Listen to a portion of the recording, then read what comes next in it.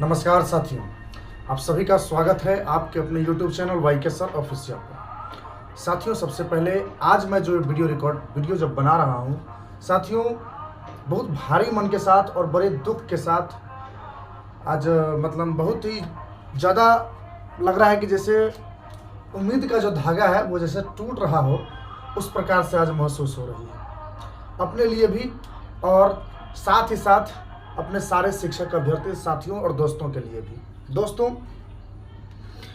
आज हम विशेष रूप से बात करेंगे बिहार शिक्षक बहाली 7वें चरण के अंतर्गत जो आज कैबिनेट का बैठक हुआ, उस कैबिनेट के बैठक में क्या निर्णय लिए गए और उस निर्णय का उस जो फरमान जो जारी हुआ है शिक्षा विभाग का, उसका 7वें चरण के शिक्षक अभ्यर्थी और खास करके बीएड के अभ्यर्थी के ऊपर क्या प्रभाव पड़ेगा, उस पर बात करने के लिए हम उपस्थित हुए। साथ ही साथ साथियों, ये तो खैर ये अपडेट तो मैं वैसे ही बता दूंगा अपडेट के लिए। बाकी आज का हमारा जो मेन टॉपिक है वो 6 to 8 की सारी सीटें आखिर गायब कैसे हो गई, कहाँ चली गई सारी सीटें। उसके अलावा बीएड वालों का अब क्या होगा, बीएड वाले अब क्या करेंगे, बीएड वाले अब सुप्रीम कोर्ट के फैसले के भरोसे किस प्रकार हो गए हैं, और उसके अलावा सीटेट बीटेट में केवल पेपर 2 पास जो अभ्यर्थी हैं, जो केवल पेपर 2 की परीक्षा पास किए हैं, उनका क्या होगा, और बीएड सत्र 18, 20, 19, 21 और 20-22 वाला कैसे बर्बाद हो गया शिक्षा विभाग के नए फरमान के चलते। और डीएलएड केवल पेपर 2 जो पास है, जश्न मनाइए आप लोग। और ये बात आपको थोड़ा बुरा लगेगा, लेकिन आप हमारे साथ अंत तक बने रहिए। क्यों मैंने कहा कि जश्न मनाइए, इस बात का बहुत ही सटीक और बहुत स्पष्ट उत्तर देंगे, आपको सारी जानकारी देंगे। बन रहिए आप हमारे साथ अंत तक। और यदि आप हमारे चैनल पर नए हैं तो चैनल को अवश्य सब्सक्राइब कर लीजिए तथा बेल आइकन को जरूर दबा लीजिए। आइए पहले आज हम कैबिनेट की जो बैठक हुई उसमें किन मुद्दों पर बात हुई, किन चीज़ों का फैसला लिया गया, उस पर बात करें। हालांकि मैंने एक शॉर्ट वीडियो के माध्यम से आपको सूचना दे दिया था, लेकिन अभी विस्तार पूर्वक उस बात पर चर्चा करेंगे। पहला, आज कैबिनेट की बैठक थी। कैबिनेट बैठक में 7वें चरण की रिक्तियों को, जो रिक्तियां थी, जो प्रशासनिक पदवर्ग समिति से अप्रूवल के बाद उसको कैबिनेट में भेजा गया था। जैसा कि मैंने पिछले वीडियो में बताया था कि 2 मई को ही इसका स्वीकृति मिल सकता है, तो उस सारी रिक्तियों को स्वीकृति मिल गया है। रिक्तियां इस प्रकार है। पहला, 1 to 5 में 85,477 पद है। 1 to 5 में 85,477 पद है। 6 to 8 में 1745 पद है, वो भी विशेष शिक्षक है। यानी नॉर्मल शिक्षक अभ्यर्थी जो है 6 to 8 के, बस आप लोग बर्बाद होने के लिए ही बने हैं, है ना, सरकार का यही रीजन है। तीसरा, 9 to 10 में 33,186 पद, 11-12 में 57,618 पदों का सृजन किया गया है। कैबिनेट से इसकी मंजूरी मिल गई है। इतनी सीटों की मंजूरी जो है कि प्रशासनिक पदवर्ग समिति ने भी दी थी। 7th फेज बहाली जो है नियमावली 2023 के अनुसार होगी, यानी जो परीक्षा वगैरह को जो बात की जा रही है उसी के अनुसार इसकी बहाली की जाएगी। साथियों, वेतनमान की बात, वेतनमान पर भी फैसला ले लिया गया है। 1 to 5 में 2 प्रकार के, अभी स्कूल में 2 प्रकार के टीचर होंगे, जिनका एक ही क्लास के 2 टीचर की, यानी एक नियोजित और दूसरा नए जो शिक्षक होंगे उनका वेतन अलग अलग होगा। किस कैसा होगा देख लीजिए। नियोजित जो शिक्षक होंगे उनका वेतन होगा 37,832 रुपया, ग्रॉस सैलरी हम बता रहे हैं, ग्रैंड टोटल बता रहे हैं मंथली। उसके बाद जो नए शिक्षक जाएंगे उनको 44,130 रुपये का वेतन दिया जाएगा 1 to 5 में। 6 to 8 में नियोजित शिक्षकों को 39,771 रुपये की सैलरी मिलेगी, वहीं नए शिक्षकों को 49,050 रुपये की ग्रॉस सैलरी मिलेगी मंथली। 9 से 10 में 39,771, चूंकि 6 to 8 और 9 to 10 जो होता है वो स्नातक स्तर के ही शिक्षक होते हैं, एक ही स्तर के शिक्षक होते हैं, इसलिए नियोजित शिक्षक का वेतन वही रहेगा, जबकि जो नए शिक्षक होंगे उसका 53,970 रुपया होगा सैलरी। उसके बाद +2 में नियोजित शिक्षकों को 41,679 रुपया मिलेगा, जबकि नए शिक्षकों को 55,610 रुपया निर्धारित किया गया है कैबिनेट की तरफ से। इसके ये इतना सैलरी जो इतने टीचर पर जब बहाल होगा, कुल 1,78,000 पदों पर होनी है बहाली। ये अपडेट था। आइए अब हम आपको बताते हैं, इन मुद्दों पर बात करते हैं। सबसे हमारा यही मेन मुद्दा था, 6 to 8 की सारी सीटें गए। पहले पॉइंट पर चर्चा करते हुए मैं आपको बताता हूं कि साथियों ऐसा कैसे हुआ, ऐसा कैसे हुआ कि भाई 6 to 8 की में एक भी सीट नहीं, 0 सीट, यानी मिडिल स्कूल में टीचर की बहाली ही नहीं होगी, ये बात आप समझ लीजिए। मिडिल स्कूल में टीचर की बहाली होगी ही नहीं, और प्रमोशन से भी होगा, इस बात पर भी कोई लिखित रूप से अभी ये नहीं है। यानी मिडिल स्कूल को जो है मतलब कि बहाली नहीं होगी उस पर टीचरों की, यानी एक भी सीट नहीं। 1745 सीट दिया, वो भी विशेष बच्चों के लिए, जो विशेष शिक्षकों की नियुक्ति होगी, विशेष अध्यापकों की नियुक्ति होगी, उसके लिए दिया। यानी साधारण अभ्यर्थी पूरी तरीके से एक भी सीट 6 to 8 में नहीं है। ये बहुत ही आश्चर्य की बात है। और 6 to 8 की सारी सीटें इस प्रकार गायब हो गई जैसे गधे के सर से सींग, और पंजाब से कांग्रेस, इस प्रकार से साफ हो गई। पता ही नहीं चला कि भाई 6 to 8 में क्या हुआ।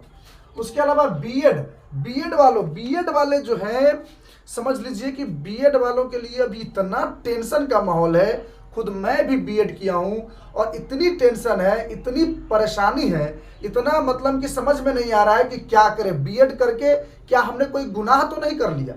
क्या हमने बीएड करके कोई गलती किया है? अरे एनसीटीई के गाइडलाइन के अनुसार डीएलएड तो अब आया, लेकिन बीएड तो पहले से भी था। बीएड वालों ने मतलब समझ लीजिए कि 6 to 8 में, हालांकि डीएलएड वालों को भी 6 to 8 में मौका मिलेगा, लेकिन जो बीएड किए हैं उनका क्या होगा? आज भी डीएलएड से ज्यादा अभ्यर्थी अगर एनआईओएस को हटा दे, तो एनआईओएस वाला को अगर हटा दे, वो तो खैर एक समझ लीजिए कि महाकुंभ था जिसमें जो उसको नहाना हुआ नहा लिया। लेकिन जो डीएलएड वाले जो है, उसकी संख्या आज भी उस बीएड वालों से कम है, अगर एनआईओएस की बात हम ना करें तो साथियों, बीएड करना एक तरह से गुनाह हो गया है। सरकार पिछले 4 सालों से स्टेट की परीक्षा नहीं ली है, तो बीएड वाले तो कहीं के नहीं रहे, न उनको स्टेट की परीक्षा लिया गया, यानी वो अब किसी भी प्रकार से परीक्षा में शामिल नहीं होंगे। उसके अलावा बीएड अब सुप्रीम कोर्ट के फैसले के भरोसे है, यानी बीएड के जो अभ्यर्थी, उसका एकमात्र अब जो होप है, जो उम्मीद, जो आशा की किरण है, वो है सुप्रीम कोर्ट का फैसला। सुप्रीम कोर्ट का फैसला हर बीएड अभ्यर्थी के मन में एक प्रार्थना चल रही होगी, खुद हमारे भी मन में, और आप सभी दर्शकों से हम भी अपील करते हैं कि दुआओं में बहुत ताकत होती है। इसलिए बीएड के जो अभ्यर्थी हैं, वो बिल्कुल रूप से उसके पास एक ही उम्मीद ये है कि सुप्रीम कोर्ट का जो है फैसला बीएड के पक्ष में आए। तो बीएड के पक्ष में आएगा तो हम समझ सकते हैं कि थोड़ा सा राहत। 85,477 पद है। अब आपको बता दें कि छठे चरण की अगर हम बात करें तो उसमें बीपीएससी की परीक्षा भी नहीं हुई थी छठे चरण में। उसके अलावा उसमें अन्य राज्यों के भी कैंडिडेट को शामिल किया गया था। इसके बावजूद जो है मात्र 40 से 45 से 46 हजार पदों पर बहाली हुई। लगभग 52,000 के आसपास सीट खाली चला गया था उसमें, किसमें? छठे चरण में। जबकि 7वें चरण में तो बीपीएससी भी है, यानी पूरा सीटेट पास अभ्यर्थी का होगा भी नहीं, तो बीपीएससी भी है। उसके अलावा डोमिसाइल भी लागू है। तो क्या लगता है आपको 85,477 पद पर भर जाएगा? बिल्कुल नहीं, कभी नहीं, इम्पॉसिबल है कि 85,477 पद भर जाएगा, वो भी बिना बीएड अभ्यर्थी के। इसलिए अब एक ही होप यही है कि बीएड वाले जो हैं, बीएड सुप्रीम कोर्ट का जो फैसला है, यानी बीएड वर्सेस डीएलएड का जो फैसला है, वो बीएड के पक्ष में आए, तभी बीएड वालों का कुछ थोड़ा सा जान में जान आएगा।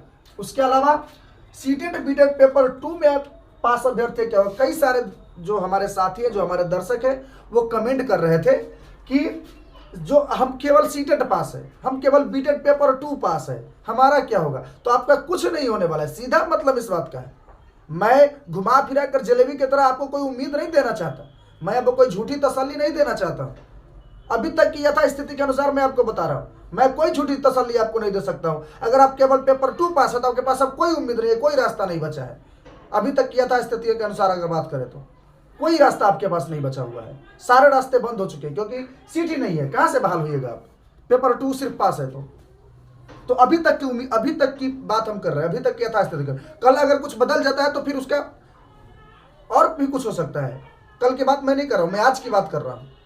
उसके अलावा बीएड सत्र 18, 20, 19, 21, 20, 22 के जो अभ्यर्थी हैं, वो अभ्यर्थी पूरी तरीके से बर्बाद हो गए हैं। उन्होंने 1.5 लाख 2 लाख रुपये लगा के बीएड की परीक्षा, बीएड किए, मेहनत किए, परीक्षा पास किए, सीटेट बीटेट पास किए, लेकिन उनको हासिल क्या हुआ?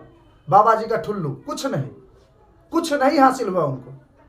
किस तरह शिक्षा विभाग के एक फरमान के वजह से और बेतुके फरमान जिसका कोई मतलब कि नियम से कोई माने मतलब नहीं है, सरकार नियम को ताक पर रखकर ये बहाली कर रही है। और आपको हम ये भरोसा दिलाना चाहते हैं और आपको हम ये बता देते हैं, आज का डेट और नोट कर लीजिएगा कि ये बहाली जो सरकार करने जा रही है, ये बहाली इस 6 to 8 के सीटों को लेकर फंस जाएगी। ध्यान रखिएगा आप इस बात को, 6 to 8 की सीटों को लेकर फंस रहा है, क्योंकि मौसम बन रहे हैं, मौसम बदल रहा है। बहुत जल्द जो है जो शिक्षक अभ्यर्थी है, खास करके बीएड वाले जो अभ्यर्थी हैं, वो अभ्यर्थी बहुत जल्द आंदोलन करने वाले हैं। जहां तक सूचना मिल रही है कि बहुत जल्द आंदोलन होने वाला है। माध्यमिक शिक्षक के जो नियोजित शिक्षक हैं वो आंदोलन कर रहे हैं।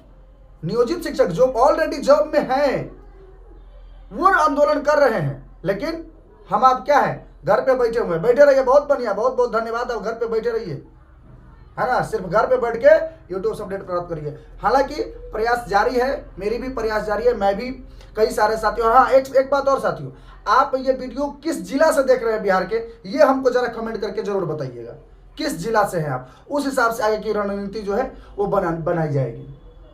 उसके अलावा साथियों, तो ये जो बीएड के जो इस सत्र के जो अभ्यर्थी है वो पूरी तरीके से बर्बाद हो चुके हैं। अब आते हैं लास्ट प्रश्न पर, डीएलएड पे केवल पेपर 2 वालों जश्न मनाओ। साथियों मैं आपको बता दूं कि बीएड वर्सेस डीएलएड का जो मामला था, ये बेसिकली राजस्थान का मामला था, ये बिहार का मामला नहीं था, राजस्थान का मामला था। राजस्थान पर बीएड वर्सेस डीएलएड का केस हुआ। राजस्थान हाई कोर्ट ने जो है बीटीसी के पक्ष में रिजल्ट दिया, फैसला दिया, तो बीएड वालों ने केस कर दिया सुप्रीम कोर्ट में। तो वो फैसला राजस्थान का था। लेकिन बिहार के कुछ अति उत्साही छात्रों ने, अति उत्साही डीएलएड के अभ्यर्थियों ने जाकर सुप्रीम कोर्ट में केस कर दिया। बिहार के डीएलएड के अति उत्साही अभ्यर्थियों ने जाकर केस कर दिया, कहाँ, सुप्रीम कोर्ट में। और हम जानते हैं आम जो अभ्यर्थी, जो जनरल अभ्यर्थी है, उनका इस सबसे माने मतलब नहीं रहता है। ये जो कुछ लोग जो हैं वो डीएलएड, हमारे ही डीएलएड और बीएड के भेष में बैठ के, स्टेट 19 के भेष में बैठ के, सीटेड बीटेड के भेष में बैठ के हम सभी शिक्षक अभ्यर्थियों को गुमराह करने का प्रयास करते हैं। कुछ ऐसे साथी हैं, हमें उनके बातों में नहीं आना। कुछ साथी हमें कमेंट कर दे, सर चंदा करके केस करिए। पहले यथास्थिति को पूर्णतः समझने के बाद जो होगा वो जरूर किया जाएगा। आप लोग सब साथ रहिए। सिर्फ राजस्थान का मामला था, डीएलएड पर बिहार के अरे एक बात बताइए, आप डीएलएड करके क्या बिहार की पूरी शिक्षा व्यवस्था को बदल सकते हैं? क्या 1 to 5 और 6 to 8 में, मतलब कि आप 1 to 5 से बाहर कर दीजिएगा। 1 to 5 में डीएलएड कितने अभ्यर्थी हैं? अगर एनआईओएस को हटा दे तो कितने अभ्यर्थी है? अगर एनआईओएस का शामिल भी कर ले तब भी बीएड के मुकाबला में होगा, बीएड उसके बराबर में होगा। आप क्या कर रहे हैं, समझ में नहीं आ रहा। तो इन्होंने क्या किया, जो बिहार के जो डीएलएड के अभ्यर्थी थे वो चले गए सुप्रीम कोर्ट में। अब सुप्रीम कोर्ट में अब आपको जो है वो मतलब कि फैसला, हालांकि सुनवाई तो हो ही गई है, फैसला आना बाकी है। तो उस अब डीएलएड किए हुए हैं लेकिन खाली पेपर 2 पास है। तो भाई 1 to 5 में तो आप वैसनो नहीं वैसनो आप मतलब रहते ही। अगर आप डीएलएड किए हुए हैं तो 6 to 8 में तो वैसे भी बीएड शामिल है। अब 1 to 5 का बात है, तो 1 to 5 में आप पास है नहीं, आपका पेपर है नहीं पास है, आप खाली पेपर 2 पास है। अब बजाइए झुंझुन्ना, सीताराम करिए बैठ के, कुछ होने वाला नहीं है। लेकिन साथियों मैं आपको अंत में एक बात बताना चाहता हूं, जैसा कि पिछले दिनों सीटेड के सर्टिफिकेट पर रोक लगाने की बात कही गई थी सुप्रीम कोर्ट के द्वारा। हालांकि 10 अप्रैल को सीटेड सीबीएसई ने एक प्रेस रिलीज जारी करके वो बताया था, सीटेड का सर्टिफिकेट जारी किया था। तो उसमें बीएड वालों का जो भी था उसको भी 1 to 5 में क्वालिफाइड कर दिया गया था। सो साथियों इस आधार पर एक थोड़ा सा हल्का सा, मैं ये बातें पूरी कॉन्फिडेंस के साथ नहीं कर रहा हूँ, लेकिन मुझे एक हल्का सा धागे के बराबर एक उम्मीद लग रही है कि सुप्रीम कोर्ट का जो फैसला होगा वो बीएड के पक्ष में होगा। यानी बीएड को 1 to 5 से बाहर नहीं किया जाएगा। हाँ, भले डीएलएड को प्राथमिकता दिया जाएगा लेकिन बीएड वालों को बाहर नहीं किया जाएगा। ऐसा मेरा ये व्यक्तिगत विचार है और मुझे थोड़ी सी उम्मीद इस बात की भी लग रही है। देखते हैं। आज का ये परिदृश्य था, अपने पूरे चीज को, पूरे टॉपिक को एकदम विस्तार पूर्वक समझा। आगे आने वाले अपडेट के बारे में भी आपको इसी प्रकार से पूरी विश्लेषण के साथ अपडेट करता रहूंगा। बने रहिए आप हमारे साथ, और चैनल पर नए हैं तो चैनल को जरूर सब्सक्राइब कर लीजिएगा ताकि हम मजबूत हो सके। मिलते हैं अगले वीडियो में, तब तक के लिए देखते रहिए वाई के ऑफिशियल। जय हिंद, वंदे मातरम।